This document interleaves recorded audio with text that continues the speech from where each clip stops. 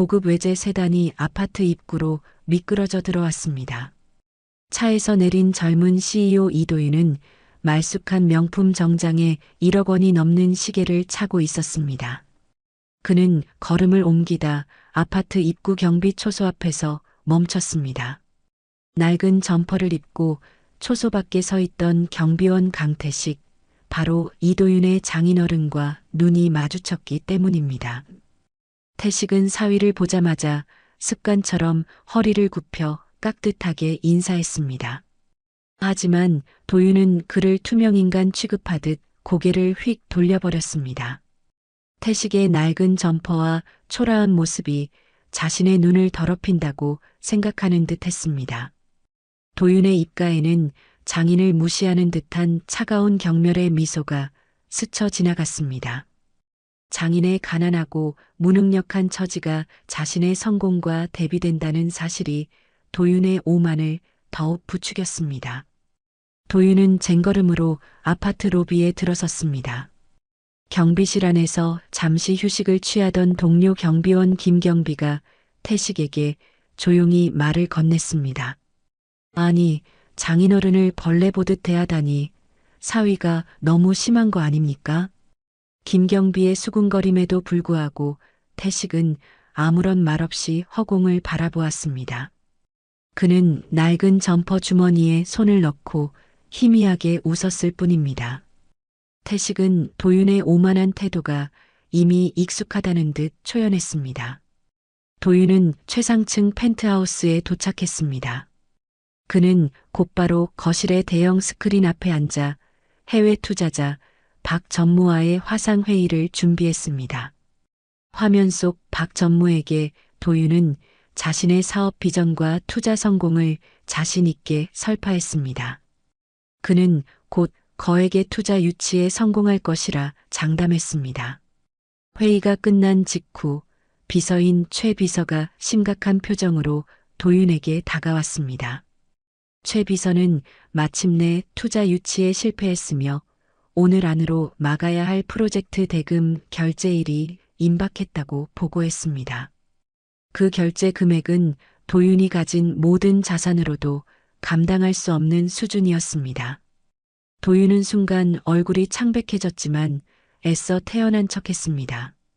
겉으로는 완벽한 성공을 이룬 듯 보였던 그의 사업이 실은 모래성처럼 위태로웠던 것입니다. 최 비서는 이미 사채 시장을 알아봤지만 너무 고금리라 해결책이 아니라고 덧붙였습니다. 사채까지 끌어다 써야 하는 절박한 상황이 도윤의 숨통을 조여왔습니다. 도윤은 이 모든 위기를 부정하며 시간을 벌기 위해 마지막 수단을 선택했습니다.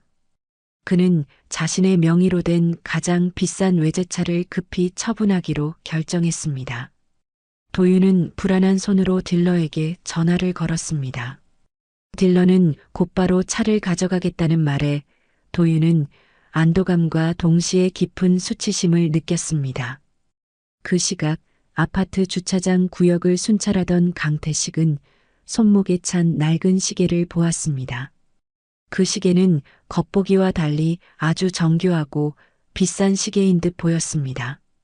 태식은 아무도 모르게 시계 옆면에 달린 작은 버튼을 조용히 눌렀습니다.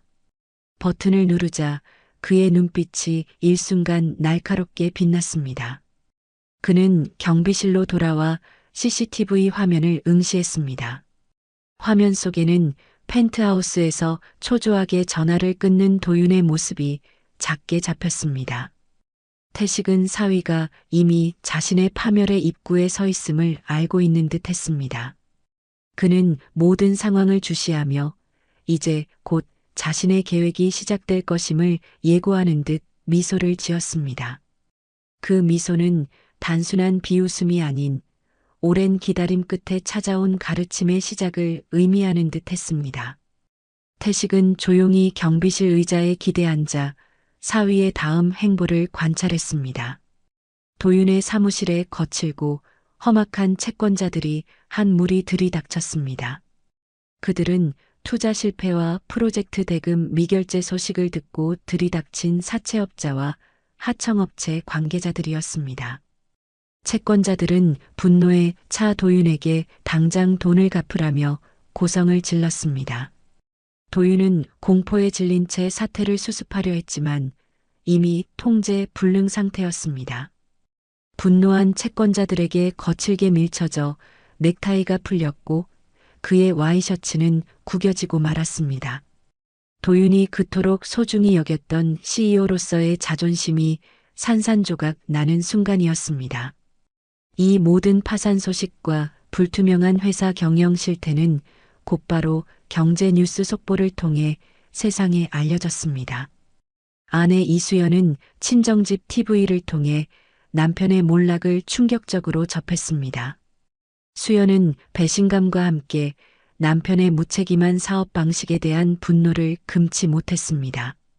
그녀는 곧바로 도윤에게 전화를 걸어 이혼을 요구하며 모든 짐을 싸서 친정집으로 돌아가겠다고 선언했습니다. 도윤은 절망적인 목소리로 아내에게 매달렸지만 수연은 냉정하게 거절했습니다. 수연은 남편의 오만함이 이 사태를 만들었다며 특히 자신의 아버지인 장인어른을 경멸했던 태도를 강력하게 비난했습니다. 결국 도윤은 아내에게까지 외면당하고 그가 가진 모든 것을 잃었다는 극한의 절망감에 휩싸였습니다. 그는 텅 빈 사무실을 나와 비가 내리는 거리를 하염없이 헤매는 신세가 되었습니다. 그의 젖은 정장과 초췌한 모습은 과거에 화려했던 CEO와 완전히 다른 모습이었습니다. 빗속을 걷던 도윤은 우연히 퇴근 중인 김경비와 마주쳤습니다. 하지만 김경비는 과거 도윤에게 받았던 멸시를 기억하는 듯 황급히 고개를 돌려 그를 모른 척하며 자리를 피했습니다. 도윤은 마지막 희망이라도 잡고 싶은 심정으로 평소 그를 따르던 지인들에게 연락했습니다. 그러나 단 한 명도 그의 전화를 받지 않았고 모두가 그를 외면하고 버렸습니다. 설상가상으로 그의 은행 계좌마저 압류되어 잔고는 영원이 되었고 신용카드는 정지되었습니다. 도윤은 당장 갈 곳도 기댈 곳도 없는 완벽한 나락으로 떨어진 것을 깨달았습니다. 그때 주머니 속에서 진동하는 낡은 휴대폰을 꺼내 들었습니다. 액정 화면에는 낯선 발신자 번호와 함께 문자 메시지 한 통이 떠 있었습니다. 발신자 이름은 강태식으로 표시되어 있었습니다. 도윤은 이 상황에서 장인어른의 문자가 온 사실이 이해되지 않아 잠시 멈칫했습니다. 문자 내용은 짧고 강렬했습니다. 숨어 있어라. 내가 너를 돕겠다. 도윤은 경비원 주제에 자신을 돕겠다는 황당한 문자에 분노와 모멸감을 느꼈습니다. 하지만 그는 달리 선택지가 없음을 깨닫고 장인어른의 문자를 지우지 못했습니다. 태식은 도윤의 현재 위치와 상황을 이미 정확히 파악하고 있는 듯 했습니다. 도윤은 이 의문의 문자가 자신의 마지막 구원줄일지도 모른다는 미약한 희망을 품었습니다. 그는 장인어른이 문자로 지정한 은신처의 주소지를 확인했습니다. 도윤은 강태식에게서 온 짧은 문자 메시지를 바라보며 황당함과 모멸감을 동시에 느꼈습니다. 자신을 경멸했던 경비원 주제에 돕겠다는 장인어른의 오지랉이 도윤의 자존심을 심하게 건드렸습니다. 하지만 지금 당장 자신의 처지가 너무나 비참하여 다른 선택지가 없음을 도윤은 냉정하게 인정해야 했습니다. 그는 장인어른이 문자에 명시한 낡고 허름한 공장지대의 주소지를 의심 반, 체념 반으로 찾아갔습니다. 택시비조차 없어 몇 시간을 걸어 도착한 주변은 인적이 드물고 을씨년스러운 분위기가 감돌았습니다. 도윤은 혹시라도 이것이 자신을 해하려는 누군가의 함정일 수도 있다는 불안감에 주의를 경계했습니다.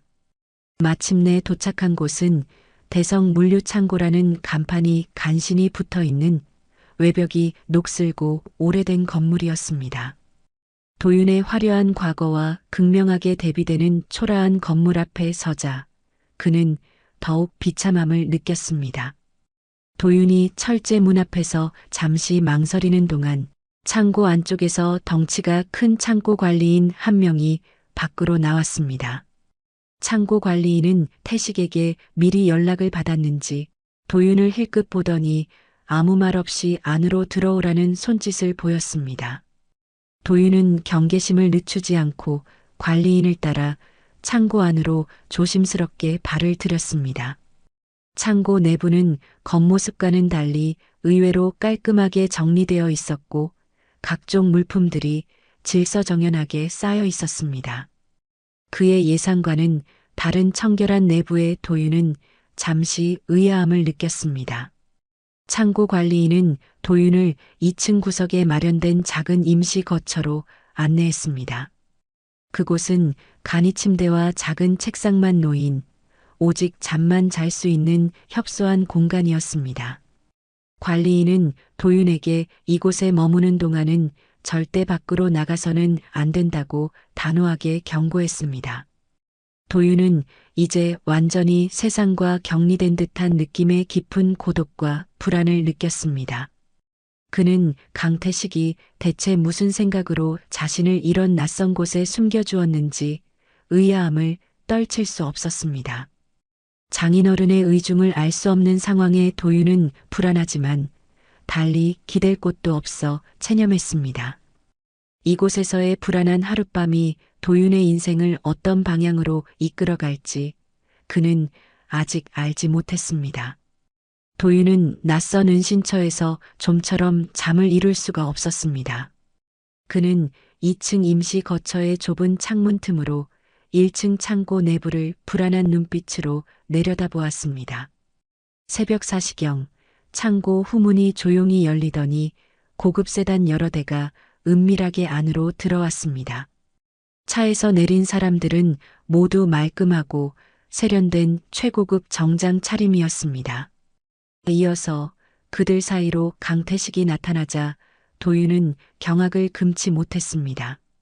태식은 낡은 경비원 점퍼가 아닌 몸에 딱 맞는 최고급 맞춤 정장 차림이었습니다. 그는 정장 차림의 사람들에게 깍듯한 인사를 받으며 지하로 통하는 비밀스러운 문으로 향했습니다.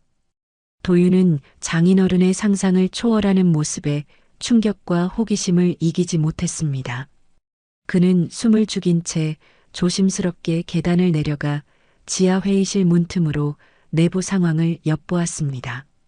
회의실 내부의 대형 스크린에는 인생 재건 프로젝트라는 제목과 함께 수많은 자료가 펼쳐져 있었습니다. 스크린에는 수십 개의 사회복지 사업 계획과 수천억 원대의 투자 내역이 빼곡하게 정리되어 있었습니다. 그 모든 계획의 중심에는 강태식의 이름과 서명이 선명하게 기록되어 있었습니다.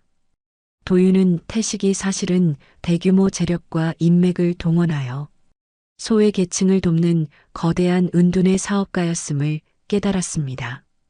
회의에 참석한 한 임원, 강 이사가 스크린 앞에서 도윤에 대한 보고를 시작했습니다. 강 이사는 이도윤 CEO의 파산은 계획대로 순조롭게 진행되었으며 이는 새로운 투자처를 확보하기 위한 전략적 포석이었다고 발표했습니다. 도윤은 자신의 모든 불행과 사업 위기가 장인어른의 의도된 큰 그림의 일부였음을 깨닫고 심장이 멎는 듯한 충격을 받았습니다. 자신이 그토록 경멸했던 경비원 복장의 장인어른이 사실은 자신의 삶을 좌지우지할 능력을 가진 거물이었다는 사실에 극도의 수치심을 느꼈습니다. 과거 자신이 장인에게 했던 모든 멸시와 오만한 행동들이 떠오르며 도윤은 얼굴을 가렸습니다. 그는 충격과 감당할 수 없는 진실 앞에서 비틀거리며 다시 2층 은신처로 황급히 돌아갔습니다. 도윤이 2층으로 몸을 숨기는 순간 1층에 서 있던 태식은 정확히 2층을 올려다보는 듯한 미소를 지었습니다. 다음 날 아침 강태식이 낡은 경비원 점퍼 차림으로 2층 은신처로 올라와 도윤 앞에 섰습니다. 도윤은 이미 장인어른의 상상을 초월하는 실체를 알았기에 감히 고개를 들지 못하고 그 자리에 무릎을 꿇었습니다. 태식은 도윤의 머리 위로 내려다보며 자신이 경비원으로 일하며 겪었던 멸시와 수모를 담담하고 차분하게 언급했습니다. 그는 도윤에게 사람은 겉모습이 아닌 마음속의 진정한 가치로 평가받아야 한다는 것을 가르치고 싶었다고 말했습니다. 태식은 자신이 경비원 복장을 고수했던 이유가 사위의 오만함을 깨트리기 위한 하나의 장치였음을 설명했습니다. 결국 태식은 도윤의 사업 위기를 의도적으로 조작했으며 그가 가진 모든 것을 잃었을 때 비로소 진정한 자신을 찾게 하려 했다고 고백했습니다. 도윤은 자신의 오만함과 속물근성이 이 모든 비극의 원인이었음을 뼈저리게 깨닫고 눈물을 흘리며 진심으로 용서를 구했습니다. 태식은 가진 것을 잃어야 비로소 진정한 나를 발견할 수 있다고 말하며 도윤에게 다시 일어설 수 있는 재기의 기회를 제공하겠다고 제안했습니다. 하지만 태식은 재기의 조건으로 도윤이 자신의 비밀 재건 프로젝트에 참여하여 물질이 아닌 봉사와 희생의 가치를 실현해야 함을 강조했습니다. 도윤은 그 조건을 즉시 받아들이고 자신의 삶을 완전히 새로운 가치관으로 다시 세우기로 굳게 결심했습니다. 태식은 지하회의실 옆에 숨겨져 있던 금고에서 도윤의 사업 위기를 해결하고 재기에 필요한 막대한 자금 관련 서류를 꺼냈습니다. 서류에 적힌 금액은 도윤이 상상했던 것보다 훨씬 컸습니다. 하지만 도윤은 그 돈의 액수보다도 장인어른의 깊은 뜻과 헤아릴 수 없는 지혜에 감동했습니다. 그는 태식이 단순한 장인어른이 아닌 자신의 인생을 근본적으로 변화시킬 진정한 멘토였음을 인정하게 되었습니다. 도윤은 과거 자신의 경멸 어린 시선이 얼마나 어리석고 좁은 시야였는지를 깊이 반성했습니다. 태식은 도윤에게 앞으로는 돈을 버는 사업가가 아닌 가치를 창조하는 사업가가 되어야 한다고 마지막 조언을 건넸습니다. 도윤은 태식의 말에 고개를 끄덕이며 그에게 받은 가르침을 평생 잊지 않겠다고 다짐했습니다. 장인과 사위의 관계는 이제 멸시와 오만을 넘어 스승과 제자 같은 굳건한 신뢰관계로 완전히 뒤바뀌었습니다. 태식은 서류를 도윤에게 건네주며 이제부터 진정한 시작임을 조용히 일러주었습니다. 도윤은 그 서류를 조심스럽게 받아들었습니다. 강태식은 자신의 오랜 조력자이자 프로젝트의 핵심 인물인 강 이사를 통해 이도윤의 모든 채무 관계를 신속하게 정리했습니다. 은행 대출과 사채를 포함한 모든 채무가 해결되었고 도윤을 괴롭히던 사업 관련 소송들 역시 일사천리로 종결되었습니다. 도윤은 이제 돈의 구속에서 완전히 벗어나 태식의 인생 재건 프로젝트의 일환으로 새로운 사업을 기획했습니다. 그는 겉모습이나 배경이 아닌 오직 실력과 진심으로 성공하려는 사람들을 돕는 스타트업을 만드는데 주력했습니다. 이전의 허세와 과시로 가득 찼던 사업 방식과는 완전히 달랐습니다. 도윤은 오직 사회에 실질적으로 기여하는 가치 중심적인 사업 모델을 구축하는 데 몰두했습니다. 그의 비서였던 최 비서가 도윤의 진정성 있는 변화를 목격하고 깊이 감동했습니다. 최 비서는 과거에 화려했던 직책을 버리고 무보수로 그의 새로운 사업에 합류하겠다고 자원했습니다. 태식은 도윤을 위해 마련해준 낡은 공장지대의 소박한 사무실에서 밤낮 없이 일했습니다. 도윤은 과거에 오만했던 모습을 완전히 벗어던지고 진정한 의미의 땀과 노력의 가치를 배웠습니다. 태식은 물질적인 지원 대신 종종 사무실을 찾아와 도윤에게 정신적인 조언을 해주었습니다. 그는 도윤의 사업이 초심을 잃지 않고 순수한 방향으로 나아가도록 세심하게 지도했습니다. 도윤은 사업 자금을 활용하여 소외된 이웃들에게 실질적인 도움을 줄 수 있는 재활 및 교육 프로그램을 운영하기 시작했습니다. 그의 진심 어린 행동과 새로운 사업의 성공 가능성은 곧 장인의 딸, 아내 이수연에게도 전해졌습니다. 수연은 남편의 진정성 있는 변화와 아버지 태식의 깊은 뜻을 전해 듣고 그와의 관계 회복을 진지하게 고민하기 시작했습니다. 태식은 수연에게 도윤의 변화가 일시적인 것이 아닌 진실된 것임을 확신시켜 주었습니다. 그는 사위와 딸의 관계가 회복될 수 있도록 은밀하게 조력했습니다. 도윤은 자신의 인생에 찾아온 이 놀라운 변화가 장인어른이 보낸 문자 한 통에서 비롯되었음을 되새겼습니다. 그는 태식에게 깊이 감사하며 그 문자가 자신의 인생에서 가장 소중하고 위대한 선물이었음을 깨달았습니다. 도윤은 새로운 사업의 발판 위에서 돈의 노예가 아닌 가치의 창조자로서 첫걸음을 내디뎠습니다. 이도윤은 아내 이수연이 머물고 있는 장인어른 강태식의 집을 조심스럽게 찾아갔습니다. 그의 얼굴에는 과거의 오만함 대신 진심 어린 후회와 간절함이 가득했습니다. 도윤은 장인어른과 아내 앞에 무릎을 꿇고 과거 자신의 속물근성과 태식에게 보였던 모든 무례함을 사죄했습니다. 태식은 묵묵히 사위의 사죄를 듣고 있었고 수연은 그런 남편의 진심 어린 모습에 눈물을 흘렸습니다. 수연은 도윤이 사죄하는 태도와 그가 새롭게 추진하는 사업의 순수한 진정성을 확인했습니다. 결국 수연은 남편의 진정한 변화를 받아들이기로 결심하고 그와의 깨졌던 관계를 회복하기로 마음먹었습니다.